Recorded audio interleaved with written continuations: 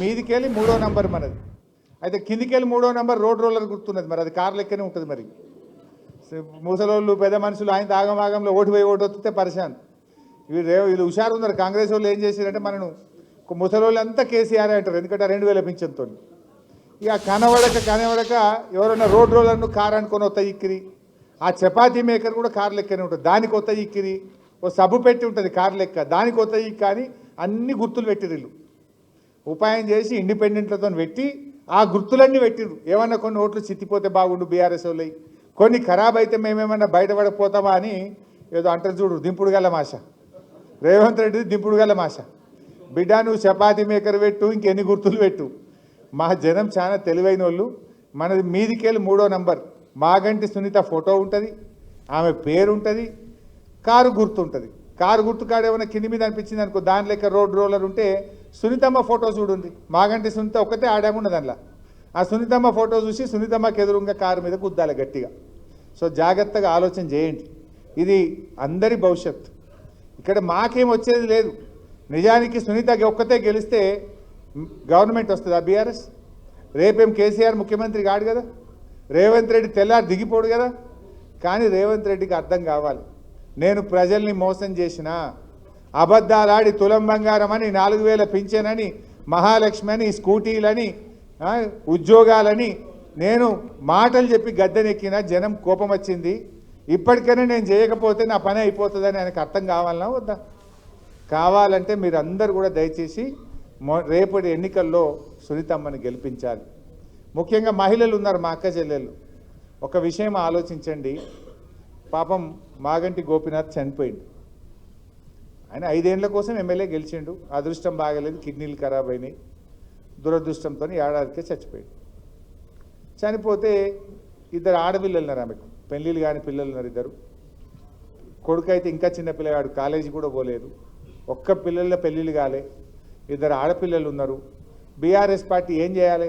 వాళ్ళని తీసేసి కొత్త వాళ్ళని తేవాలనా? మర్యాద ఏముంటుంది మనకు? పాపం ఆయన చనిపోయిండు, ఆ కుటుంబాన్ని నిలబెట్టాలి, పెళ్లి కాని పిల్లలు ఉన్నారు అని ఆ అమ్మాయిని పార్టీ బాధ్యత తీసుకొని ఎమ్మెల్యే టికెట్ ఇచ్చి గెలిపిద్దామని కొట్లాడుతున్నారు. మొన్న కాంగ్రెస్ ఆయన ఒక మంత్రి పొన్నం ప్రభాకర్ అంటుండు.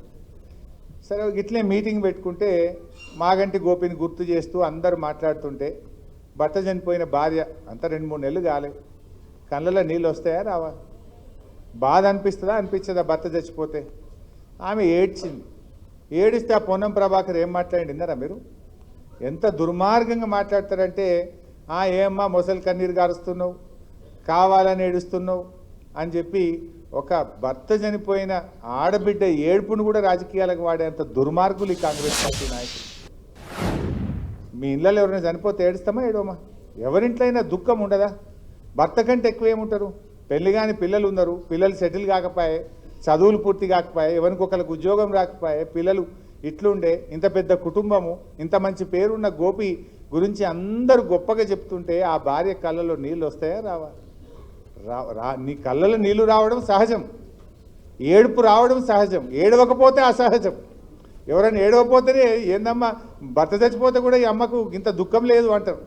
ఏడుపు రావడం సహజం. ఎవరైనా బాధ అనేది, దుఃఖం అనేది సహజమైనటువంటిది.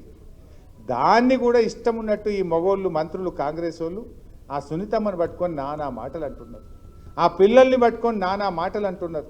ఇది మర్యాదనా? ఒక్కసారి మీరు ఆలోచించండి. ఆడబిడ్డలుగా ఒక తోటి ఆడబిడ్డకు మీరు అండగా ఉండాలి, ఆ అమ్మను నిలబెట్టాల్సిన బాధ్యత మనందరి మీద ఉంది అని చెప్పి నేను మనకి చేస్తా ఉన్నా. ఈ అడ్డగోలు మాటలు మాట్లాడిన ఒక ఆడబిడ్డ మీద, భర్త కోల్పోయిన మహిళ మీద ఇష్టం వచ్చినట్టు నోరు మారేసుకున్న కాంగ్రెస్ వాళ్ళకు మీ ఓటుతో గురపాఠం చెప్పాలి. సో ఇవన్నీ కూడా ఇవాళ మన పెంచిన కరెంటు బిల్లులు, ఉచితంగా కేసీఆర్ కరెంట్ ఇస్తే వాళ్ళేమో బిల్లులు పంపబట్టింది.